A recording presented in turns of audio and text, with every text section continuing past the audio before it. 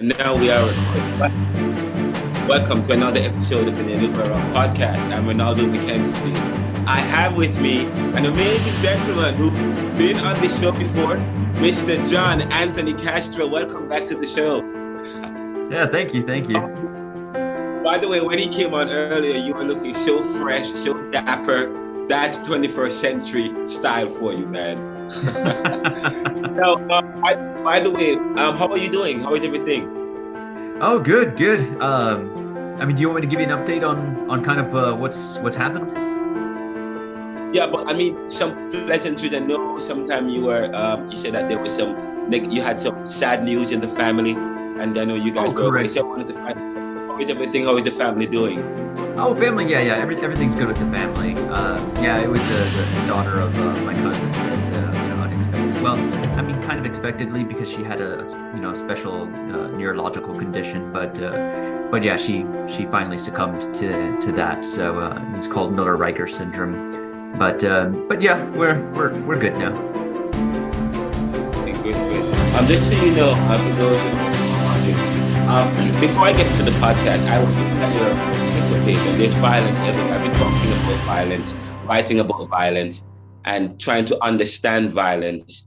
As I teach Caribbean thought, the issue of violence will pop up, and we talk about human nature as a way to try to understand violence. But beyond that, I read your page just now.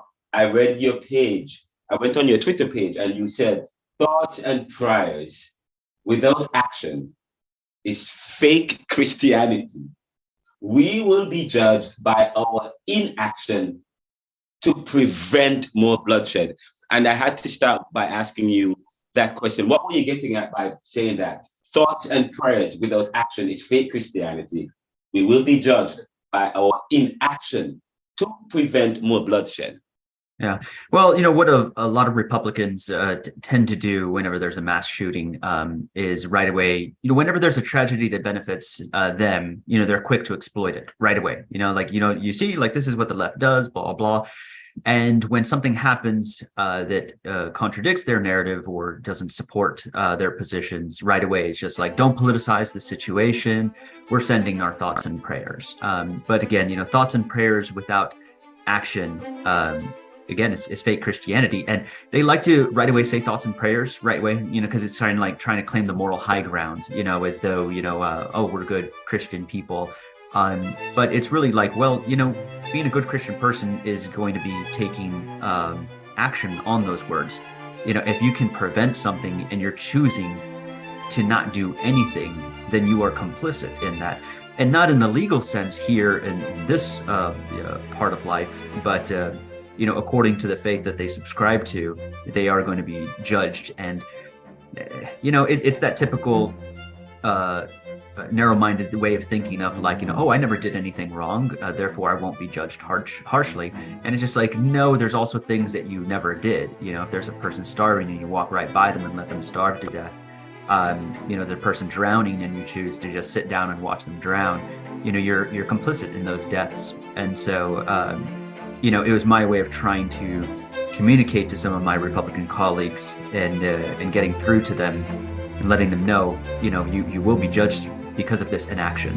And, they may be in safe districts, that they've gerrymandered to where, their job is protected. But one day they will be judged.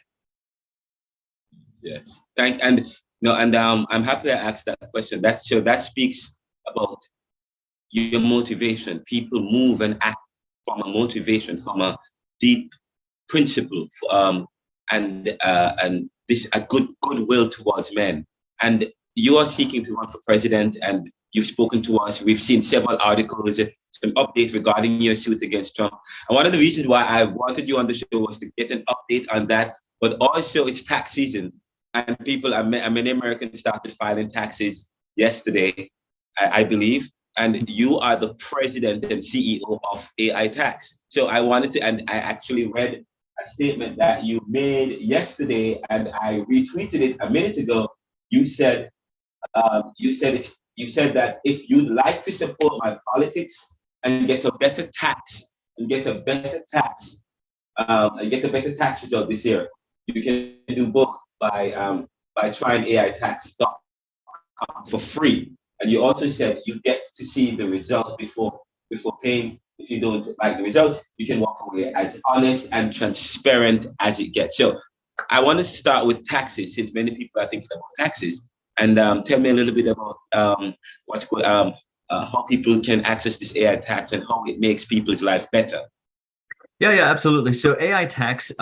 So over the past 2 years, our firm had been secretly working on this behind the scenes. We jokingly referred to it as the Manhattan Project, which is like we weren't allowed to talk about it outside the office.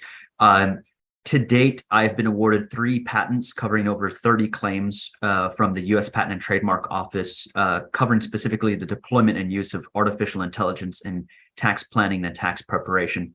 Basically, it's like TurboTax on steroids. Like in TurboTax, when you get to the dependent section, it just says, "Oh, list all your dependents." But a lot of people have questions like, "Hey, I took care of my niece for 7 months. 6 of those months she lived in my house, but one of those other months, she was in the other house, but I was still financially supporting her. Like, can I claim my niece or my brother? I'm still paying for all his expenses. Can I claim him as a dependent? Or what about my elderly parents? They don't live with me, but I have to cover all their medical expenses, right?" That's a very common theme, in American society. And so all of those, the answer to all of those questions is actually yes. But with AI tax, there's what we call modules, where it's simple yes or no questions that it'll ask you, and all you have to do is answer yes, no, and it'll say, okay, did the person live with you? Did you provide the majority of their support? And then there's a video that actually elaborates on that and sort of provides additional guidance to the user. And so you could run any person through this scenario, and it would tell you correctly whether they can be claimed as a dependent or not. And so it's a very, very powerful tool. And that's just what makes the big difference between AI tax and other tax programs.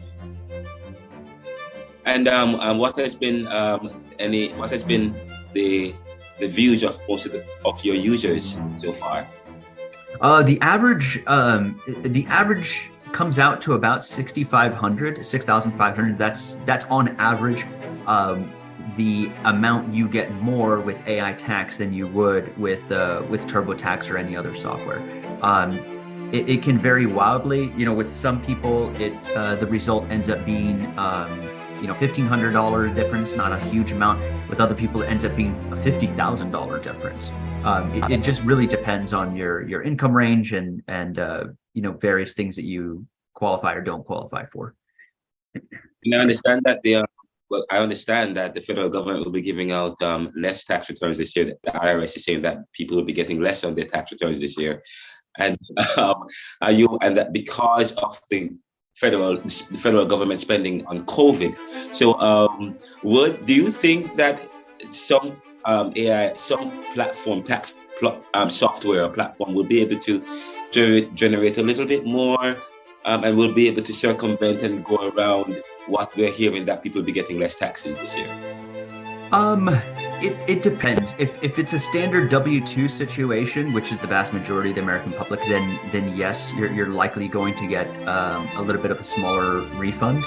But if you had any sort of for-profit activity on the side, that's what really makes the difference. So whether that's like with a podcast or something like that, is the idea behind it is, do you have an activity on the side, aside from W-2 income, that is income generating, that you intend to make a profit, and then all the expenses associated with that can then be used to offset ordinary income from the W-2. So with creative, and this is the time where, and we experienced this also after the 2008 market meltdown, back then, is companies were trying to find a way to increase their revenue, their bottom line, but they were only looking to traditional ways, right? Like cutting expenses or going into new profitable areas. During a recession, there's not new profitable areas really to tap into. So it was really about cutting expenses. And so that's why you see all these companies cutting jobs, right? Like, Apple just cut like 13,000 jobs or something. But what really sophisticated companies and taxpayers can do is cut your tax rate. That's how you actually end up increasing your effective net after tax income. So yeah, I think the smart ones are going to give AI tax a shot. And also, worst case scenario is you use AI tax, it doesn't produce a better result, and the fee is zero. So that's and when you look at it that way, if you pay zero to prepare your taxes, and you would have otherwise paid $50 or $100 or more, you still are saving. So no matter what, a user will have a net positive result using AI tax.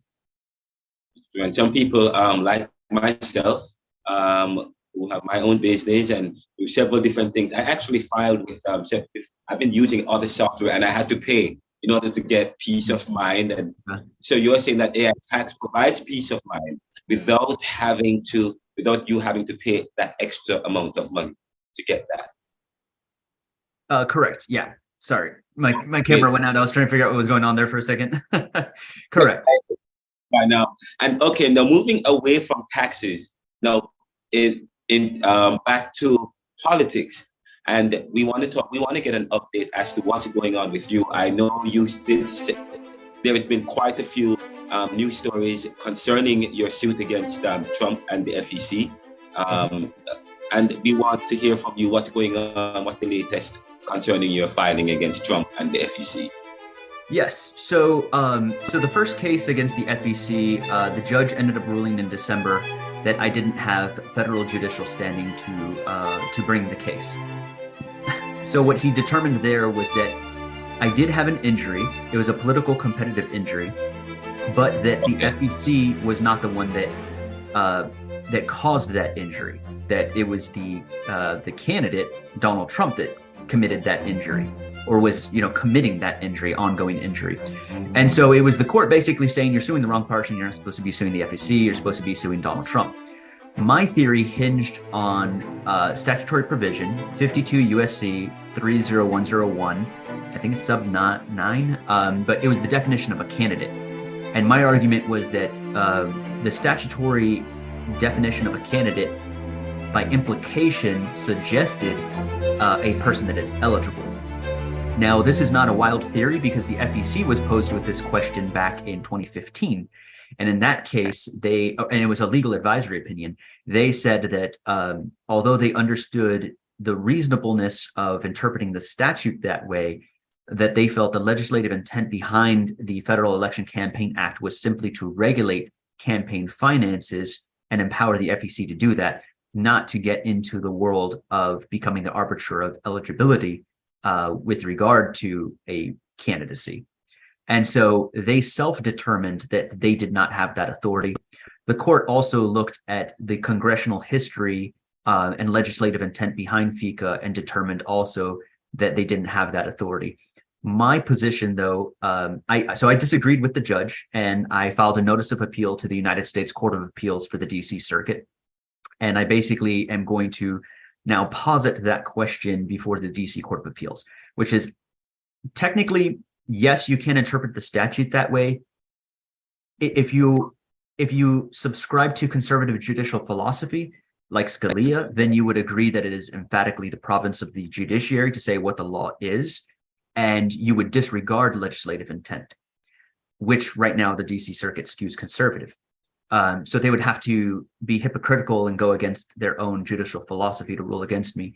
But of course, if you're liberal skewed in judicial philosophy, and liberal and conservative in the judicial realm is somewhat analogous, but in some other ways very different than liberal and conservative in the legislative context, like with regard to congressmen and senators.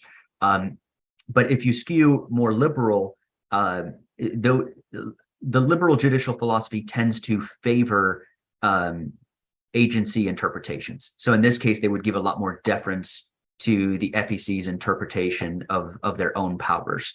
And so we'll see how it goes. Ultimately, they could rule against me. I could see a judge going either way on this. It doesn't help that legislative intent is not on our side. But while that was pending and that notice of appeal was filed right before Christmas, on January 6th, and that was very intentionally, I flew to Palm Beach and I filed a direct lawsuit against Donald Trump. So now there's an active case, John Anthony Castro versus Donald John Trump.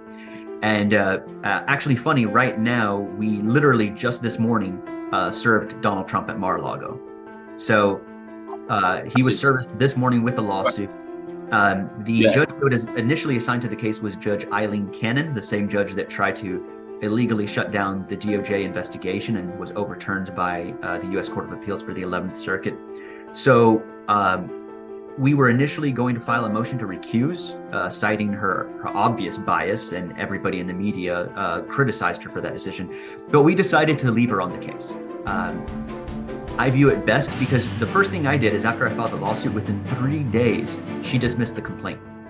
And she said that it violated the shotgun pleading rule, which there was about 7 circuits that have cited to that, but the 11th Circuit has the most robust case law. They almost take a form over substance approach, which is a little bit, not a little bit, I think it's violative of procedural due process, but I digress on that. We amended the complaint. She didn't bring it up again. So it looks like we're good to go. But I prefer to leave Judge Eileen Cannon on the case because it's basically, this is going to end up before the Supreme Court anyways. So I prefer to see their best, most biased argument up front rather than getting a softball judge that agrees with us, approves everything. And then we don't really face any resistance until we get to the Supreme Court. So I'd rather deal with that now. But even though the 11th Circuit is pretty conservative, but more traditional, old school establishment. But we'll see. We'll see how it goes. It's going to be very interesting. We have these 2 sister cases, and just I definitely want to make this one public statement with regard to these cases, so that people don't get disillusioned. These cases are knowingly premature. I was consulting with numerous constitutional law professors, constitutional law scholars, attorneys, and they all said, John, you need to sue Trump when both you and him are registered and on the ballot, approved, right? Like stamped by the New Hampshire Secretary of State as coming, like your name is going to be on the ballot for the presidency, for the primary. They said once that happens, there's no question that you have standing, there's no question there's an injury, and there's no question a court can review that. You won't have any of these procedural hurdles. Right now, they're gonna attack it for ripeness, they're gonna attack it for standing, they're gonna attack it on all these procedural defects that have never been tested before the federal judiciary. So I said, you know what? Rather than all of us just sitting around talking and twiddling our thumbs for the next 10 months while we wait for New Hampshire to open up the filing process so I can get registered, I said, let me test these new theories. Let me test the wild theory that 52 U.S.C. 30101 sub 9 implies eligibility. And let's put that before the D.C. Circuit. If they rule against us, awesome. At least now there's no more question. There's no more debate about whether you can or can't. And then the one about Trump right now, they said no, they're probably going to attack it for lack of ripeness because you're a candidate for the FICA purposes, but not necessarily a candidate yet on the ballot. There's a lot of eligibility requirements. Even when you have millions of dollars like Kanye West, you might not end up on the ballot, for all these like procedural hurdles. And so, and I said, okay, well, if they shoot it down based on ripeness, then great. But again, at least we aren't talking and we're taking action. And that's what I'm a big believer in. I don't like sitting around talking. I prefer taking action. And, if there's 10 people in the room and 2 say, I think it'll work, and 8 say no, I'm going to give it a shot because there's 2 highly educated people that think it's possible. Let's get a ruling from the federal judge. And if the judge says no, at least now there won't be a 2-8 split anymore. It's just everybody's going to know, okay, you can't do that anymore. This is powerful. I think I understand. I understand your approach to all of this now. It's premature yet. It provides a learning opportunity because every time you meet a hurdle, you learn something and you go back to the drawing board and present a stronger case. And so in terms of the DC circuit, so that case is no longer on the table. It's out of the door. It's through the window. It's on the table. So we haven't got the briefing schedule yet, which is kind of odd. But we submitted the notice of appeal. We boiled down the question that the court has to answer, and it had to do with the traceability of the injury and the ability of the FEC to make an eligibility determination. And so we should be getting that any day now. The DC Circuit should be sending us a briefing schedule. They would send that to us, and then by this certain date, we have to submit our appellate brief, and then the government has to submit their reply, and then we get, the reply to the reply. And then after that, it'll be scheduled for an official hearing. That probably won't be till maybe March or May, somewhere around there. But at least we'll have that decision, right? Well before the November timeframe, when everybody said that for sure is when you would have both standing ripeness and meet all the criteria to expedite this through the courts. So we'll have that ruling. And then the case right now, personally against Trump, like I said, I'm guessing most likely his attorneys are going to motion to dismiss based on ripeness. The thing is that the Declaratory Relief Act, by implication, in many cases, it permits a court to make a determination before an issue is fully ripe. And especially in a situation like this, because you're simply asking for a declaration of everybody's rights. And so it's going to be interesting. Again, these are untested legal theories, untested legal routes that nobody's ever tested. And a lot of attorneys are too cowardice to even try it, right? Because they don't want their names associated with a failed attempt. Me as an entrepreneur, and every entrepreneur knows this, failure is our best friend. Failure is our best friend because every time you fail, you learn something from it. You continue to develop, sharpen your sword, come back, and it's that relentlessness that differentiates a successful entrepreneur from a failed entrepreneur. The only difference between a successful entrepreneur and a failed entrepreneur is the refusal to give up. And that's what relentlessness means. That's what it implies. I'm not afraid of failure. So I'm going to give it my best shot, make my best legal argument. And like I said, I'm being intellectually honest about the weaknesses in each case and how I think they might turn. But again, at least it's official. It's on the books. Right. For now, everybody cited that 2015 FEC advisory opinion to say that, oh, yeah, the FEC self-determined they don't have the legal standing to make an eligibility decision. Now they don't have to do that anymore. They can cite Castro v. FEC forever.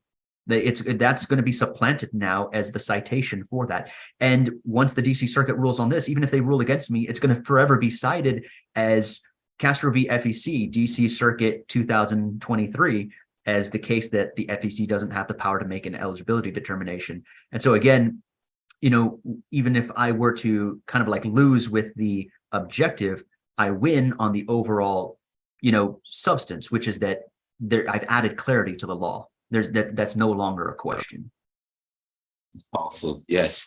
Thank you. Oh, this is powerful. And you said, I'm not afraid of failure. The refusal to give up, that relentlessness is what separates a successful and an unsuccessful entrepreneur. Quite a powerful statement. That's what keeps you going. Oh yeah. And in terms of your campaigning and your campaigning, what's the latest with that? What's going on in terms of your campaign? What's the next steps for you in terms of you running? Because I know you said part of it is establishing standing, so you will definitely be for sure. You will establish standing. You'll be a nominee. Exactly. So right now, the primary focus is growing the firm, getting through tax season very successfully, generating a lot of revenue as always. The revenue that's generated and the existing amount of funds and wealth I already have is going to be used to acquire a property in New Hampshire. And so we're looking at certain real estate properties in New Hampshire. The reason for that is what I intend to do is purchase a property in New Hampshire, preferably like a 6-bedroom home. And what I'm going to do with that is that's going to effectively serve as campaign headquarters. And so I'm going to head up there most likely in May, probably close in June, and then start hiring in July and probably start knocking on doors in August. And the idea behind that is August, September, October, I'm going to be knocking on doors in New Hampshire. And by the way, this is exactly what every candidate, including Obama, did. And the reason why New Hampshire and Iowa are always the first primaries in the whole country is because the state is so small. New Hampshire is like the size of the Dallas-Fort Worth area where I live. I've campaigned here, so I already know what it's like knocking on that many doors, the amount of calf muscle that you develop constantly walking everywhere, Yeah. The amount of the toll that it takes on your health. I lost probably 8 pounds when I was just running a 2.5 month campaign. And it's because you have to literally schedule in time to eat, make sure you have the proper calorie intake. It's intense. Most people don't know this, but it is very intense campaigning for office. But that's what I plan to do for all of, like I said, August, September, October, knocking on doors, introducing myself, and that can make the world of difference. How I pull out of New Hampshire is going to give us a bellwether of how I'll perform during the rest of the campaign. But here's the thing and then the key states that I'm going to get on the ballot on. I'm not trying to get on the ballot on all 50 states, although that would ultimately be the goal if we had the funding. But the only states we need to get with is Pennsylvania, Arizona, Wisconsin, and Georgia. Those are the key battleground states. And if I can get Trump kicked off of just one of those states, his path to 270 becomes almost impossible. So that's the goal, is to have standing in those states, bring those state court actions. And yeah, that's pretty much how it's going to go. Now, I'll tell you this as well. This is really important because I'm definitely trying to telegraph this. And some people have said, oh, you don't want to telegraph your intent to the other side. No, I do. Even if I were to poll at 5%, let's just say 5% in every state, I end up only getting 5% of the vote. People would laugh, right? Oh, that's a abysmal performance. Yes, in the primary. But after the Republican National Convention, and when you go to the general election, you realize that 5% really matters, because Wisconsin turned on 1.2%. Arizona turned on 0.9%. Georgia turned on 1.5%. All of these states, Wisconsin, Aaron, you get the point. Oh, sorry, Pennsylvania. Pennsylvania, I think, was about 1.6, 1.7. So all of these states turned on less than 2%. So if I control 5% of the Republican base, you can't carry a swing state without my block. So that is where, at the Republican National Convention, I would have a lot of bargaining power as far as the direction of the party and who the ultimate nominee is going to be. And I always, of course, retain the nuclear option of walking out of the Republican National Convention and taking my block of voters and endorsing the candidate on the Democratic side. And so this happened. It's not unheard of. It happened in 1984. They were called the Reagan Democrats. They left the Democratic National Convention and they went over to the Republican National Convention and they publicly endorsed Ronald Reagan. Some people said it was a political stunt. Doesn't matter. It had the impact. He ended up sweeping the entire country. So strategy. Whether they like it or not, my campaign and what we plan to do, it is going to have a tremendous impact on the overall outcome of the 2024 election. John Anthony Castro is speaking with us, giving us an update as it relates to the suit. And just so you know, breaking news, this morning, you filed a suit directly against Donald Trump, not against the FEC, but against Donald Trump in Florida Circuit Courts. In the Florida Circuit. We filed the lawsuit on January 6th, and only today we were finally able to serve him at Mara-Lago, because Secret Service had been impeding our ability to serve him with service of process. But we sued him in the United States District Court for the Southern District of Florida's Palm Beach Division, which is only about 15 minutes from Mara-Lago. Okay, great. So that's breaking news coming in. Thank you so much. And let us know what's going on with the Republican Party. You have a new speaker. You guys dominate the House, but it took 15 rounds of vote to finally declare Kevin McCarthy, who everyone thought that he was the heir apparent. What does that suggest? What does that speak to the Republican Party and what's going on in terms of the leadership and who controls the party and where is Donald Trump in all of this? Yeah, so Donald Trump didn't really have any influence on any of that. This bloc, primarily led by Matt Gaetz and Marjorie Taylor Greene and other fanatical right-wing zealots that are definitely outliers. it was a smart move, I mean, they're politicians, right? So they read the rules, they understood how to gain leverage over Kevin McCarthy. So although he's the speaker, it's speaker in name only. He caved in and just gave them way too much, and yeah, it just continues to show that this QAnon element of the I would just say the QAnon caucus of the Republican Party, has a lot of pull within the party, and slowly they're gravitating away from traditional conservatism, which calls for small, limited government. You don't want a government very powerful, and they are instead advocating for larger federal government and expansion of federal governmental powers. And it's just bizarre, because once you grab everything about conservatism except small, limited government, and then you start getting overly obsessed with people's individual private lives, that's when you start descending into fascism. And that's really what this element within the Republican Party is. They probably don't realize it, but it's a new form of fascism. And so that's why, people refer to it sometimes as neo-fascism.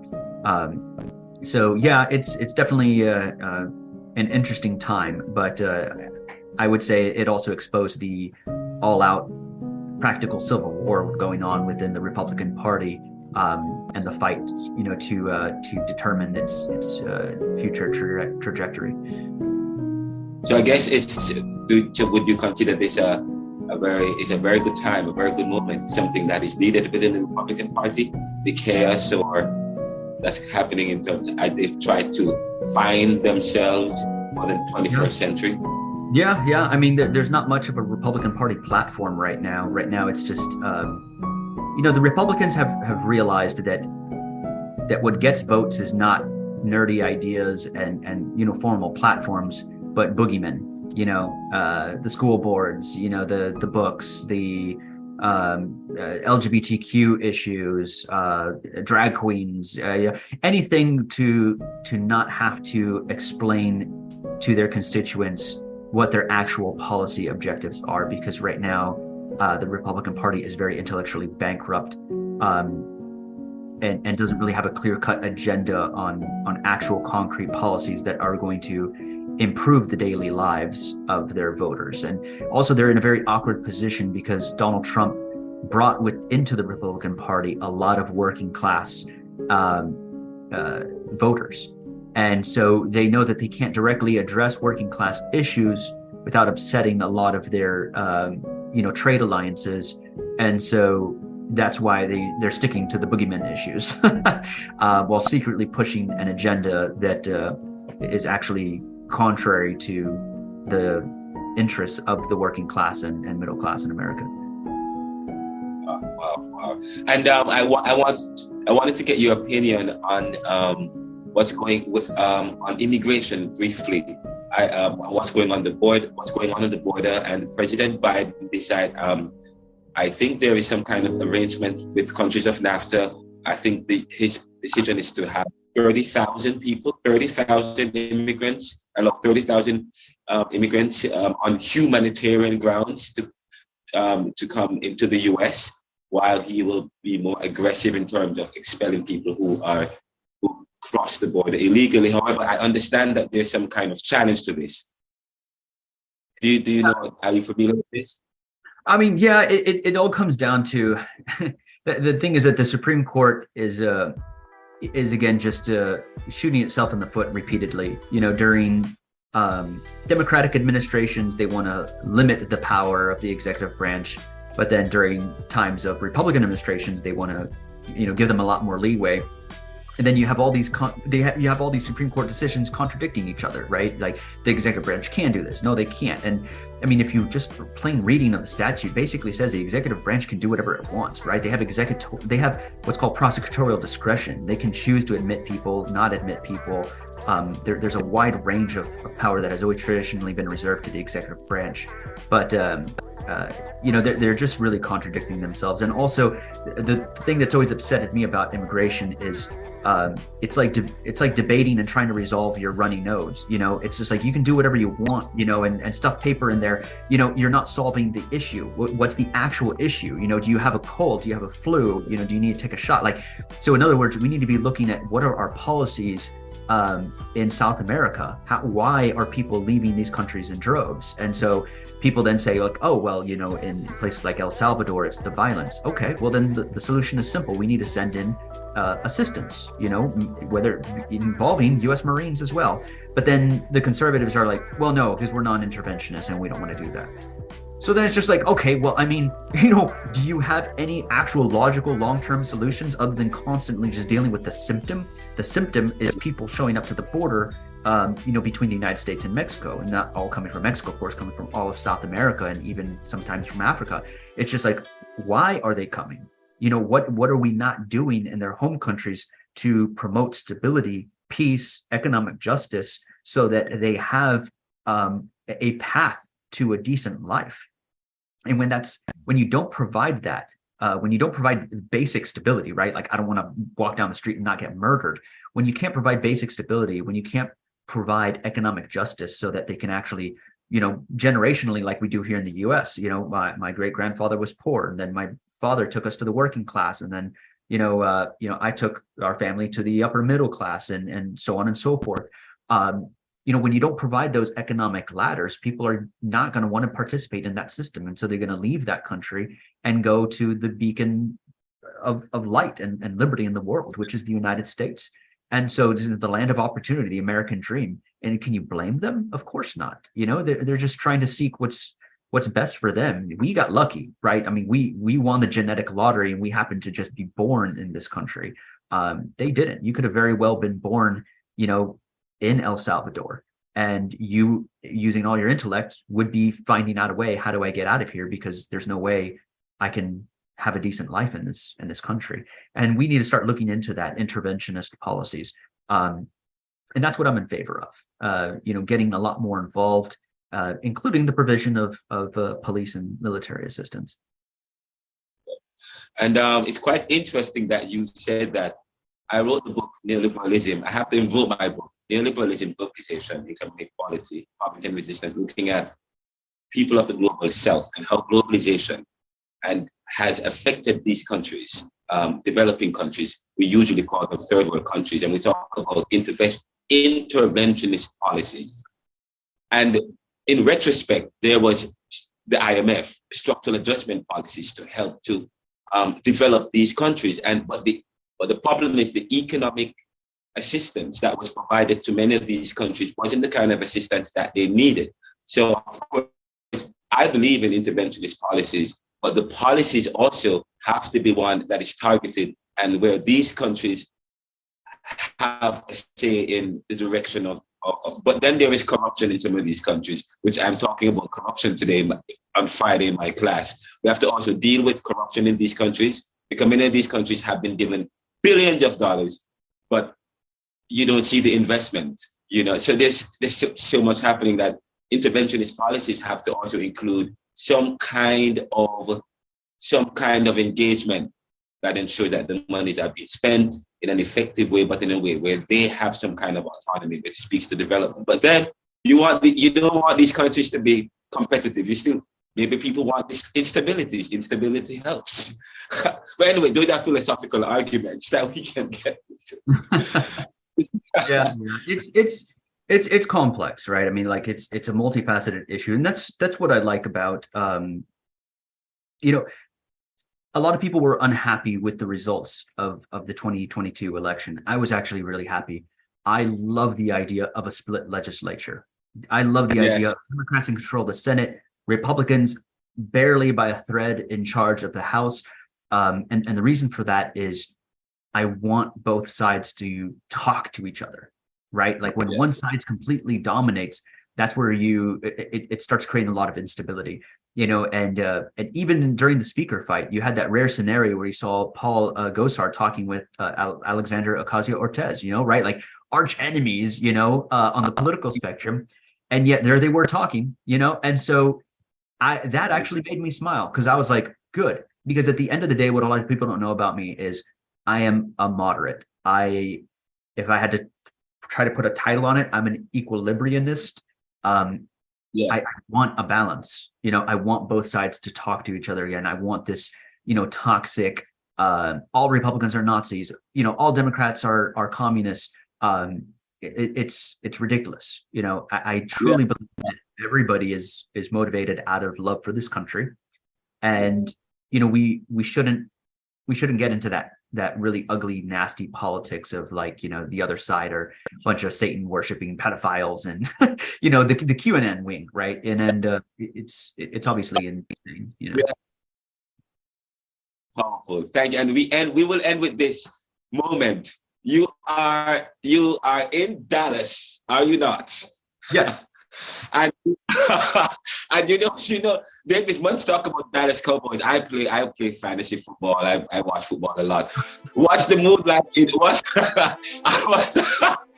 the mood? And I'm in Philadelphia. I'm a fan of Philadelphia. We're looking forward to the game. We're looking forward to the 49ers. What's the mood like in your neck of the woods? Knowing what happened with that. Everybody obviously, what's the old saying? Victory has 1,000 sons, but defeat is an orphan. So I mean, right away, everybody started pointing fingers. It's like, oh well, Dak sucks. He kept on getting intercepted, and it's just kind of like, well, no, I mean, like he threw. That was a good throw. It was just, you had a really good cornerback.